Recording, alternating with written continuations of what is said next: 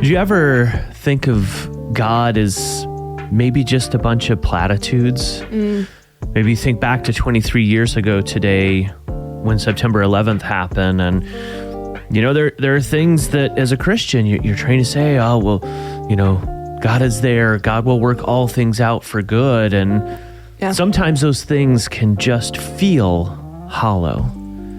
But that's not true. And that's why we have the Morning Focus, a time where we can dig into the Bible and we can look at the ways that those things that we've learned to say are true and real. Right, because the enemy wants to get you to forget what makes them not hollow, right?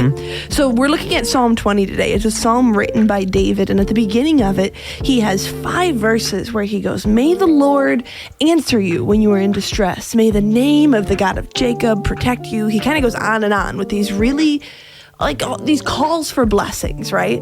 And maybe you've had someone talk to you this way where it's like, may this positive thing happen, this positive prayer, just kind of saying positive things over you. And not that those aren't really cool, intentional and heartfelt, but sometimes I think it can feel like, okay, great, but I've got a problem and I need God in it now. Right.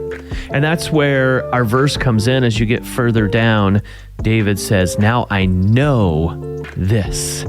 And he talks about the things he's seen the Lord do, culminating in verse 7 when he said, "Some trust in chariots and some in horses, but we trust in the name of the Lord our God." Because David in his time had seen horses and chariots fail, but God had never failed him. So in your day, when you're seeing the horses and chariots of our day, the things we want to rely on fail us, and you start thinking that these placating thoughts aren't enough, man, the reminder that we have, the transition we can make is we can say, now this is what I know. I can trust in the name of the Lord our God. My God is reliable.